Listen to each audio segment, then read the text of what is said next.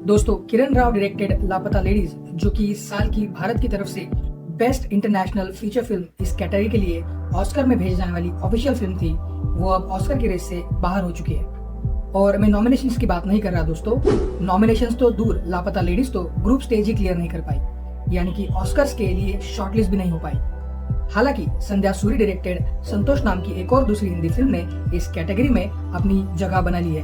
वो 15 फिल्मों की लिस्ट में शॉर्टलिस्ट हो चुकी है और उस फिल्म में सभी एक्टर्स और क्रू इंडियन है। फिल्म की कहानी का बैकग्राउंड भी इंडियन ही है, लेकिन यह फिल्म इंडियन नहीं है, क्योंकि दोस्तों इस फिल्म को ब्रिटिश प्रोडक्शन कंपनीज ने प्रोड्यूस किया है और इसीलिए ये फिल्म बेस्ट इंटरनेशनल फीचर इस कैटेगरी में यूनाइटेड किंगडम की तरफ से उनकी ऑफिशियल एंट्री है। और इस कैटेगरी में पिछले साल का अवार्ड भी यूनाइटेड किंगडम की ही द जोन ऑफ इंटरेस्ट नाम की एक मूवी को ही मिला था। खैर, तो अब जब लापता लेडीज ऑस्कर्स की रेस से बाहर हो चुकी है, तो इस न्यूज के बाद एक बार फिर फिल्म फेडरेशन ऑफ इंडिया के लापता लेडीज को All we imagine as Light के बदले ऑस्कर में भेजने के फैसले पर सवाल उठाए जा रहे हैं, उन्हें क्रिटिसाइज किया जा रहा है। हालांकि लापता लेडीज भी 2024 की एक काफी अच्छी और बेहतरीन फिल्मों में से एक फिल्म थी और उसे क्रिटिकल अक्लेम भी मिला था, लेकिन कई फिल्म क्रिटिक्स और ऑडियंसेस के मुताबिक इस साल All we imagine as light को ही भारत की तरफ से ऑस्कर में भेजा जाना चाहिए था। ऑल वी इमेजिन लाइट ही भारत की तरफ से ऑस्कर में एक ऑफिशियल एंट्री के तौर पर चुनी जानी चाहिए थी, क्योंकि इस मूवी ने कई इंटरनेशनल फिल्म फेस्टिवल में अपनी छाप छोड़ी थी और तो और कांस फिल्म फेस्टिवल का सेकेंड हाईएस्ट अवार्ड यानी प्रेस्टिजियस ग्रैंड प्रिक्स अवार्ड भी इस मूवी ने जीता था। लेकिन दोस्तों फिर भी एफएफआई की जूरी ने लापता लेडीज को ही ऑस्कर के लिए सही चुनाव समझा और अब जब लापता लेडीज ऑस्कर की रेस से बाहर हो चुकी है, वो शॉर्टलिस्ट नहीं हो पाई, तो लोग एफएफआई की ऑस्कर फिल्म सिलेक्शन कमेटी को ही इस सब के लिए जिम्मेदार ठहरा रही है। और दोस्तों, All we imagine as light को इंटरनेशनल फिल्म फेस्टिवल्स में मिल रहे रिस्पांस को देखकर, उसे मिल रही रिकॉग्निशन को देखकर ये काफी हद तक सही भी है। कांस फिल्म फेस्टिवल में सेकेंड हाईएस्ट अवार्ड यानी ग्रैंड प्रिक्स जीतने के बाद All we imagine as Light ने गोल्डन ग्लोब के नॉमिनेशंस में भी अपनी जगह बना ली है, जिसके रिजल्ट्स अभी आना बाकी है। और उसके अलावा भी कई सारे इंटरनेशनल फिल्म फेस्टिवल्स में इस मूवी ने इस फिल्म में बेस्ट इंटरनेशनल फिल्म या फिर बेस्ट डायरेक्टर इन जैसी कैटेगरीज में अवार्ड जीते हैं या तो नॉमिनेशंस में जगह बना ली है, जैसे कि Sydney film festival, Chicago international film festival, Asia Pacific screen awards जिन्हें एशिया पैसिफिक ऑस्कर्स के नाम से भी जाना जाता है, New York film critics circle, Los Angeles film critics association, Chicago film critics association और ब्रिटिश इंडिपेंडेंट फिल्म अवार्ड्स, इन जैसे कई फिल्म अवार्ड्स फेस्टिवल्स में इस मूवी को रिकॉग्निशन मिला है। और दोस्तों, जैसा कि हम देख सकते हैं, इनमें से कई सारे अवार्ड्स अमेरिकन फिल्म इंडस्ट्री के किसी न किसी ऑर्गेनाइजेशन या फिर एसोसिएशन से जुड़े हुए हैं और यही सभी बातें all we imagine as light को ऑस्कर के बेस्ट इंटरनेशनल फीचर फिल्म इस कैटेगरी में जीत हासिल करने का एक मजबूत दावेदार बनाती थी। दोस्तों, लापता लेडीज कोई बुरी मूवी तो नहीं थी, in fact it was one of the best movies made in recent times, लेकिन वो मूवी ग्लोबल ऑडियंस को ऑस्कर की इंटरनेशनल जूरी को अपील कर पाने में समर्थ नहीं थी और ना ही उसे ज्यादा इंटरनेशनल रिकॉग्निशन मिला था और इसीलिए उसका ऑस्कर के लिए चुना जाना काफी कंट्रोवर्शियल डिसीजन था। खैर, ये तो हुई इस साल की बात, लेकिन दोस्तों ऑस्कर्स में इंडियन सिनेमा हमेशा से ही बैकफुट पर रहा है। तो दोस्तों, आइए जानते हैं आखिर क्यों इंडियन फिल्म्स एकेडमी अवार्ड्स यानी ऑस्कर्स में अपना परचम लहरा नहीं पाती। इस वीडियो में हम जानेंगे ऑस्कर अवार्ड के बेस्ट इंटरनेशनल फीचर इस कैटेगरी के बारे में ब्रीफ इन्फॉर्मेशन, इंडिया का ऑस्कर्स में अब तक का परफॉर्मेंस यानी कि हिस्ट्री, और आखिर क्यों इंडियन सिनेमा ऑस्कर्स में इतना पुअर, इतना वीक परफॉर्म करती है। तो दोस्तों, इस वीडियो को आखिर तक देखिए और आगे बढ़ने से पहले चैनल को सब्सक्राइब करना भी मत भूलिए। और अब आते हैं मुद्दे पर। दोस्तों, अमेरिका की एक organisation academy of motion pictures arts and sciences यानी कि AMPAS हर साल दुनिया भर के सिनेमा को सेलिब्रेट करने के लिए, रिकॉग्नाइज करने के लिए एक अवार्ड फंक्शन होस्ट करती है। ये सिलसिला शुरू हुआ था 1929 इस साल से और हम इस अवार्ड सेरेमनी को एकेडमी अवार्ड्स या फिर जनरली ऑस्कर अवार्ड्स के नाम से जानते हैं। लगभग 23 अलग कैटेगरीज में ये ऑस्कर अवार्ड्स दिए जाते हैं और उसी में से एक होता है academy award for the best international feature film. दोस्तों, बेस्ट इंटरनेशनल फीचर फिल्म इस कैटेगरी को ऑस्कर के एक one of the most prestigious awards में से एक माना जाता है, जो दुनिया भर के नॉन इंग्लिश लैंग्वेज फिल्म्स को रिकॉग्नाइज करती है, उन्हें सेलिब्रेट करती है। और दोस्तों, ये अवार्ड उन्हीं फिल्मों को मिलता है जो अपनी unique story telling, outstanding direction और कल्चरल रिप्रेजेंटेशन के लिए सबसे बेहतरीन होती है। पहले इस कैटेगरी का नाम बेस्ट फॉरेन लैंग्वेज फिल्म ऐसा था, लेकिन 2020 से इसका नाम चेंज करके बेस्ट इंटरनेशनल फीचर फिल्म ये रखा गया, ताकि इसका फोकस सिर्फ लैंग्वेज पे ना रहकर ग्लोबल सिनेमा के कल्चरल इम्पैक्ट पर हो। इस कैटेगरी में फिल्म क्वालिफाई होने के लिए कई सारे क्राइटेरियाज होते हैं, जिनमें से कुछ इंपॉर्टेंट मैं यहाँ आपको बता देता हूँ। इसमें से फर्स्ट क्राइटेरिया है language and length of the movie. दोस्तों, फिल्म के प्राइमरी डायलॉग्स यानी more of the 50% dialogues non English language में होने चाहिए and the film must be more than 40 minutes long. Second, theatrical release और टाइमलाइन। दोस्तों, इस कैटेगरी में क्वालिफाई होने के लिए फिल्म अपनी ओरिजिन कंट्री में एक फिक्स टाइम पीरियड के दौरान रिलीज होनी चाहिए, यानी कि नवंबर 1 of the previous year till September 30 of the current year. और दोस्तों, ये एक थिएटरिकल रिलीज होना चाहिए। फिल्म को अपने ओरिजिन कंट्री के थिएटर्स में मिनिमम 7 कॉन्जिक्यूटिव डेज तक रन करना चाहिए। सिर्फ फेस्टिवल्स या फिर स्ट्रीमिंग प्लेटफॉर्म्स या फिर OTTs पर रिलीज हुई फिल्म्स इस कैटेगरी के लिए एलिजिबल नहीं होती, क्वालिफाई नहीं कर पाती, unless they meet this theatrical release requirements. और दोस्तों, इसका एक ताजा उदाहरण है all we imagine as light. यह फिल्म इनिशियली सिर्फ फिल्म फेस्टिवल्स में ही रिलीज की गई थी, लेकिन जब उसको इंटरनेशनल फिल्म फेस्टिवल्स में अच्छा खासा रिस्पांस मिलने लगा, तब मेकर्स ने इस फिल्म को सिर्फ ऑस्कर्स में क्वालिफाई हो पाए और ऑस्कर का एलिजिबिलिटी क्राइटेरिया मीट कर पाए इसके लिए कुछ दिनों तक थिएटर्स में रिलीज किया था, लेकिन उसका कुछ भी फायदा नहीं हो पाया। शायद जूरी ने पहले ही लापता लेडीज को अपना फेवरेट बना लिया था। खैर, उसके बाद होता है सबमिशन प्रोसेस। दोस्तों, इस कैटेगरी में हर कंट्री अपनी तरफ से सिर्फ एक ही फिल्म ऑस्कर में भेज सकती है, सबमिट कर सकती है। ये नॉमिनेशन या फिर सबमिशन यूजुअली उस कंट्री के फिल्म इंडस्ट्री के एक ऑथराइज्ड बॉडी के थ्रू होता है, जैसे कि भारत के लिए होता है film federation of India. Fourth, creative control of the movie. दोस्तों, फिल्म का क्रिएटिव कंट्रोल और प्रोडक्शन ओरिजिन जो कंट्री उसे इस कैटेगरी के लिए चुनती है, उसी कंट्री का होना चाहिए।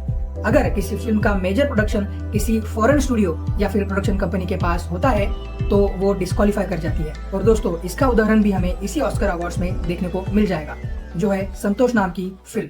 दोस्तों, इस मूवी की कहानी का बैकग्राउंड इंडियन है, लैंग्वेज भी हिंदी है, इसके सभी एक्टर्स और फिल्म मेकिंग क्रू भी इंडियन ही है। लेकिन चूंकि इस मूवी को एक ब्रिटिश प्रोडक्शन कंपनी से मेजॉरिटी ऑफ फंडिंग मिली थी, इसलिए संतोष नाम की इस फिल्म को यूनाइटेड किंगडम की तरफ से ऑफिशियल एंट्री के तौर पर भेजा गया था और यह फिल्म अब शॉर्टलिस्ट भी हो चुकी है। तो दोस्तों, after slumdog millionaire we have got another reason to celebrate as an Indian origin film is getting recognition at Oscars. पता नहीं हमारी ऑफिशियल इंडियन फिल्म ये मौका हमें कब दे पाएगी। खैर, तो जब सारी कंट्रीज अपनी फिल्म्स सबमिट करती है, तब एकेडमी मेंबर्स की एक स्पेशल कमेटी जो दुनिया भर के मेंबर्स का एक मिक्सचर होती है, वो इन फिल्मों को इवेल्युएट करती है और फिर उस लिस्ट में से भेजी गई सभी फिल्मों में से सिर्फ 15 फिल्मों को ही शॉर्टलिस्ट किया जाता है। और दोस्तों, ये शॉर्टलिस्ट प्रोसेस हर साल दिसंबर के दरमियान ही कंप्लीट हो जाता है। उसके बाद इन शॉर्टलिस्टेड फिल्म में से एकेडमी की इंटरनेशनल फीचर फिल्म ब्रांच के मेंबर्स सिर्फ टॉप 5 फिल्म्स को ही फाइनल नॉमिनेशंस के लिए अपने वोटिंग के द्वारा सिलेक्ट करती है और ये नॉमिनेशंस जनवरी के आसपास अनाउंस होते हैं। एंड फाइनली जब ये 5 फिल्म्स फाइनल नॉमिनेशंस तक पहुंच जाती है, तब एकेडमी के सारे एलिजिबल मेंबर्स वोट करते हैं to pick the winner of the category. तो दोस्तों, ये थी एकेडमी अवार्ड्स के बेस्ट इंटरनेशनल फीचर इस कैटेगरी के बारे में ब्रीफ इंफॉर्मेशन। और दोस्तों, अब बात करते हैं इंडिया के ऑस्कर्स में अब तक के परफॉर्मेंस की, उसकी हिस्ट्री की। दोस्तों, इंडियन फिल्म्स की ऑस्कर में हिस्ट्री काफी ब्रीफ रही है। इंडिया ने ऑस्कर्स में पहली बार 1958 में बेस्ट फॉरेन लैंग्वेज फिल्म इस कैटेगरी में ऑफिशियल सबमिशन दिया था और वो फिल्म थी मदर इंडिया। यह फिल्म अवार्ड तो नहीं जीत पाई, लेकिन पहली बार सबमिट की इस फिल्म ने ऑस्कर में काफी बज़ बनाया था। भारत की तरफ से ऑस्कर में भेजे जाने वाली इस पहली फिल्म ने फाइनल नॉमिनेशंस तक पहुंचकर एक इतिहास बनाया था, एक रिकॉर्ड बनाया था। लेकिन दोस्तों, उसके बाद कई सालों तक इंडिया की तरफ से किसी भी फिल्म ने ना तो नॉमिनेशंस में अपनी जगह बनाई और ना ही वो शॉर्टलिस्ट तक पहुंच पाई। और फिर 1989 में डायरेक्टर मीरा नायर की सलाम बॉम्बे इस फिल्म ने best foreign language film category में नॉमिनेट होने का खिताब पाया। वो ऐसी दूसरी फिल्म बनी जो ऑस्कर में इस कैटेगरी में नॉमिनेट हो गई थी। इस फिल्म को इंटरनेशनल लेवल पर भी काफी रिकॉग्निशन मिला था। 1988 के बाद एक बार फिर इंडिया को काफी लंबा इंतजार करना पड़ा ऑस्कर में अपनी जगह बनाने का, और वो फिल्म थी 2001 में रिलीज हुई आशुतोष गोवारिकर डायरेक्टेड आमिर खान के इम्प्रेसिव परफॉर्मेंस से सजी हुई लगान। लगान को ग्लोबल सिनेमा में काफी रिकॉग्निशन मिला काफी वाहवाह हुई, लेकिन पिछली 2 मूवीज की तरह ही लगान भी सिर्फ फाइनल नॉमिनेशंस तक ही सीमित रह गई।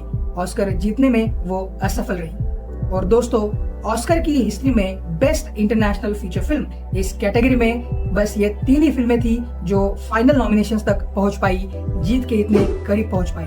इन 3 मूवीज के अलावा साल 2022 में यानी 95th अकेडमी अवार्ड्स में लास्ट मूवी जो शॉर्टलिस्ट तक पहुंच पाई थी वो थी pan Nalin directed Gujarati movie चेलो शो। दैट्स इट गाइस, बस यही है इंडियन सिनेमा की ऑस्कर के बेस्ट इंटरनेशनल फीचर फिल्म इस कैटेगरी की हिस्ट्री, जो कि काफी पुअर और वीक है।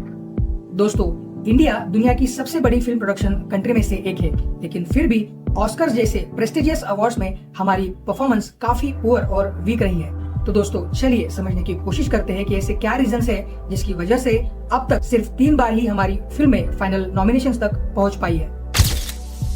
First, quantity versus quality and global appeal of our film. दोस्तों, इंडिया हर साल बॉलीवुड और अदर रीजनल लैंग्वेजेस को मिलाकर करीब 2000 से भी ज्यादा फिल्में प्रोड्यूस करती है, लेकिन दोस्तों इनमें से ज्यादातर फिल्मों का फोकस होता है बॉक्स ऑफिस कलेक्शन और कमर्शियल मसाला एंटरटेनमेंट पर। इंडियन मूवीज में, खास करके बॉलीवुड मूवीज में हाई क्वालिटी और ग्लोबल लेवल की स्टोरी टेलिंग काफी कम देखने को मिलती है। इसकी तुलना में बाकी देशों के मूवीज की बात करूं तो बेस्ट इंटरनेशनल फीचर फिल्म इस कैटेगरी में अब तक सबसे ज्यादा यानी 14 अवार्ड्स इटालियन मूवीज को मिले हैं। उसके बाद सेकंड नंबर पर है France with 12 awards and then Spain at number 3 with 4 awards. इसके अलावा साउथ कोरिया, ईरान इन जैसी छोटी कंट्रीज ने भी ये अवार्ड इससे पहले जीत चुका है। ये कंट्रीज इंडिया के मुकाबले काफी कम फिल्म्स बनाती है, लेकिन उनमें ग्लोबल अपील और स्ट्रॉन्ग यूनिक स्टोरी टेलिंग पर ज्यादा फोकस किया जाता है। और दोस्तों, हमारी जूरीज भी लगातार ऐसे ही फिल्मों को ऑस्कर के लिए भेज रही है जो ऑस्कर्स के इंटरनेशनल जूरीज के पल्ले नहीं पड़ती या फिर उन्हें पसंद नहीं आती। दोस्तों, इंडियन सिनेमा का स्टोरी टेलिंग स्टाइल काफी यूनिक होता है, लेकिन ऑस्कर्स के लिए ये जरूरी है कि स्टोरी ग्लोबल ऑडियंसेस को समझ आए। हमारी majority of films star power, गाने और एंटरटेनमेंट पर फोकस करती है, जिसमें लाउड एक्शन होता है और मेलोड्रामा होता है। लेकिन दोस्तों, हमारी फिल्म्स के रोमांटिक गाने, आइटम नंबर्स, डांस, मेलोड्रामा और लाउड एक्शन हर जगह हर किसी को रेजोनेट नहीं कर पाता। ऑस्कर्स में सिंपल और यूनिवर्सली रिलेटेबल स्टोरीज ज्यादा इम्पैक्ट डालती है। जरूरी होता है कि स्टोरी और फिल्म मेकिंग आर्टिस्टिक हो, यूनिक हो, जो अक्सर ऑस्कर सबमिशंस में मिसिंग होती है। और दोस्तों, ये बात हम रिसेंट एग्जांपल से समझ सकते हैं। दोस्तों, पैरासाइट, साउथ कोरिया की पैरासाइट नाम की मूवी 2020 में बेस्ट इंटरनेशनल फीचर फिल्म के साथ साथ ऑस्कर का सबसे बड़ा यानी बेस्ट पिक्चर ये अवार्ड भी जीत चुकी थी, क्योंकि उस मूवी की story telling, subject globally relevant था, हर कल्चर के लोगों को वो समझ आई थी, वो पसंद आई थी, और इसलिए इस मूवी ने ऑस्कर में इतना बड़ा माइलस्टोन अचीव कर लिया। दोस्तों, इन 2 चीजों के अलावा मुझे लगता है कि इंटरनेशनल इवेंट्स या फिर फिल्म फेस्टिवल्स में कैंपेनिंग और प्रमोशंस भी काफी जरूरी होता है। तो ऑस्कर्स के लिए सिर्फ सबसे अच्छी फिल्म भेजना ही काफी नहीं होता।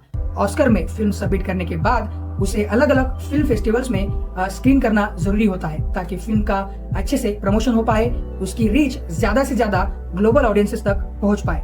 मूवी की इंटरनेशनली स्ट्रॉन्ग कैंपेनिंग करनी पड़ती है, स्क्रीनिंग्स अरेंज करना, जूरी के साथ एंगेज होना और पीआर पे फोकस करना इम्पोर्टेंट होता है। और इंडियन फिल्म मेकर्स इसमें ज्यादा समय या फिर ज्यादा पैसा इन्वेस्ट नहीं कर पाते, क्योंकि दोस्तों इन फिल्म मेकर्स का बजट तो स्टार्स की फीस चुकाते चुकाते ही खत्म हो जाता है। दूसरी तरफ बाकी देश की फिल्म्स कैंपेनिंग पर और प्रमोशन पर काफी ज्यादा फोकस करती है। पैरासाइट और क्राउचिंग टाइगर, हिडन ड्रैगन, इन दोनों फिल्मों के लिए उनकी कंट्रीज ने या फिर उनके फिल्म मेकर्स ने हेवी प्रमोशंस और लॉबिंग की थी, और उसी की वजह से ये दोनों फिल्में ऑस्कर्स में स्टैंड आउट हो पाई, अपना परचम लहरा पाई। दोस्तों, इन सब चीजों के अलावा सबसे इम्पोर्टेंट चीज होती है सिलेक्शन कमेटी का सबमिशन प्रोसेस में रोल। दोस्तों, फिल्म फेडरेशन ऑफ इंडिया यानी FFI ऑस्कर के लिए हर साल एक फिल्म सबमिट करती है, सेलेक्ट करती है, लेकिन दोस्तों FFI का फिल्म सिलेक्शन का प्रोसेस, फिल्म सिलेक्शन का डिसीजन कई बार गलत साबित हुआ है। इसका एक एग्जांपल तो इसी साल का है, कैसे जूरी ने all we imagine as light जैसी ग्लोबली एक्सपोज्ड और क्रिटिकली वेल रिसीव्ड मूवी को इग्नोर करके लापता लेडीज जैसी लोकल ऑडियंसेस को अपील करने वाली मूवी को ऑस्कर के लिए सही समझा, ऑस्कर के लिए उन्होंने सेलेक्ट किया, और अब रिजल्ट हमारे सामने है। इसके अलावा 2013 में भी फिल्म फेडरेशन ऑफ इंडिया ने सेम गलती की थी। उन्होंने 2013 में द गुड रोड नाम की एक मूवी को ऑस्कर के लिए अपनी ऑफिशियल एंट्री के तौर पर चुना था, जबकि उसी साल रिलीज हुई the lunch box global audiences के बीच काफी ज्यादा पॉपुलर थी। और दोस्तों, इंडिया की तरफ से ऑफिशियल एंट्री ना होने के बावजूद भी ग्लोबल हिट और क्रिटिकल अक्लेम मिलने के बाद इंटरनेशनल डिस्ट्रीब्यूटर्स ने इस फिल्म को इस कैटेगरी के लिए सबमिट किया था और उसके बाद ये फिल्म 9 फिल्मों की लिस्ट में शॉर्टलिस्ट भी हुई थी और ये काफी बड़ी बात थी ऐसे फिल्म के लिए। और दूसरी तरफ ये एक करारा समाचार था फिल्म फेडरेशन ऑफ इंडिया के लिए भी, कैसे वो हमेशा एक सही फिल्म का चुनाव करने में, एक सही फिल्म ऑस्कर के लिए सबमिट करने में फेल होते हैं। तो दोस्तों, अगर समराइज किया जाए तो इंडिया की ऑस्कर्स में पुअर परफॉर्मेंस का रीजन ये है कि हम क्वांटिटी पर ज्यादा फोकस करते हैं और क्वालिटी पर कम। ऐसा नहीं है कि हमारे यहाँ क्वालिटी वाली कंटेंट ओरिएंटेड मूवीज नहीं बनती। इंडिया में बेशक मसाला फिल्म्स ज्यादा बनती हो, लेकिन फिल्म प्रोडक्शन की इस भीड़ में कुछ चुनिंदा फिल्म्स ऐसी भी होती है जो आर्टिस्टिक भी होती है, जिनकी स्टोरी टेलिंग ग्लोबल ऑडियंसेस को अपील भी कर सकती है। लेकिन ऑस्कर सिलेक्शन कमेटी की ऐसी मूवीज को इग्नोर करना शायद हॉबी सी बन गई है। उन्हें लगता है कि अगर हमारी ऑडियंसेस को कोई मूवी पसंद आती है, किसी फिल्म को अगर इंडिया में क्रिटिकल अक्लेम मिलता है, तो वही फिल्म ग्लोबल ऑडियंसेस को भी पसंद आएगी, उन्हें वो अपील कर पाएगी। दोस्तों, इतने सालों के फेलियर के बाद भी जूरीज को ये चीजें क्यों समझ नहीं आती कि ऑस्कर में भेजने के लिए सही फिल्म कौन सी होती है। अब तक की ऑस्कर की हिस्ट्री में किस तरह की मूवीज नॉमिनेशंस तक पहुंच पाती है और फिर आगे जाकर उन्हें जीत मिलती है, इसका हमारी फिल्म फेडरेशन ऑफ इंडिया की सिलेक्शन कमेटी को डीप स्टडी करना होगा और फिर उस तरह की ही ग्लोबल ऑडियंसेस को अपील करने वाली फिल्म्स को ही ऑस्कर के लिए भेजा जाना चाहिए, ना कि इंडिया में किसी मूवी के पॉपुलैरिटी और बॉक्स ऑफिस कलेक्शन के हिसाब से किसी फिल्म को ऑस्कर के लिए सबमिट करना चाहिए। दोस्तों, ऑस्कर के नॉमिनेशंस तक पहुंचने के लिए और इस प्रेस्टिजियस अवार्ड का दावेदार बनने के लिए किसी भी फिल्म को आर्टिस्टिक अपील, यानी कि फिल्म विजुअली और क्रिएटिवली इम्पैक्टफुल होना, उसका यूनिवर्सल रेजोनेंस यानी कि फिल्म की स्टोरी या फिर थीम ऐसी होनी चाहिए जो हर जगह के ऑडियंसेस के साथ इमोशनली कनेक्ट कर पाए, इंटरनेशनल एक्सपोजर यानी कि फिल्म को ग्लोबल लेवल पर प्रमोट करना, इंटरनेशनल फिल्म फेस्टिवल्स में दिखाया और सराहा जाना ताकि उसका बज़ क्रिएट हो, और सबसे इम्पोर्टेंट है कि एकेडमी की जूरीज के प्रेफरेंसेस को समझना, यानी कि जिन चीजों को ऑस्कर वोटर्स या फिर जजेस ज्यादा महत्व देते हैं, चाहे वो फिल्म मेकिंग स्टाइल हो, स्टोरी टेलिंग हो या फिर इम्पैक्टफुल मैसेजिंग, इन सभी बातों का कॉम्बिनेशन होना ही किसी भी फिल्म में ऑस्कर के लिए सक्सेसफुल होना जरूरी बना देता है। और दोस्तों, इन सभी चीजों को मद्देनजर रखते हुए, ध्यान में रखते हुए अगर ऑस्कर में किसी मूवी को सबमिट किया जाए तो शायद हमारी इंडियन फिल्म्स की ऑस्कर की जर्नी सक्सेसफुल बन सकती है। इंडियन फिल्म्स ऑस्कर में अपना परचम लहरा सकता है। तो दोस्तों, ये थी इंडिया की ऑस्कर की कहानी श्रीकांत की जुबानी। दोस्तों, इस वीडियो को बनाने में मुझे काफी वक्त और मेहनत लगी है, तो कमेंट्स में आपको ये वीडियो कैसा लगा ये बताना भूलना मत। वीडियो अच्छा लगा हो तो लाइक जरूर कीजिए और चैनल को सब्सक्राइब करना भी मत भूलिए। और हाँ, अगर आपको वीडियो अच्छा ना लगा हो तो आप डिसलाइक करके आपका रिस्पॉन्स दे सकते हो, but don't forget to respond if you are watching any video, क्योंकि दोस्तों आपकी एंगेजमेंट ही किसी भी चैनल की रीच बढ़ा सकती है। So guys, keep responding whether it is liking video, disliking a video or commenting on the video। और इस वीडियो में बस इतना ही दोस्तों, मिलते हैं अगले वीडियो में, तब तक के लिए टाटा बाय बाय, अलविदा।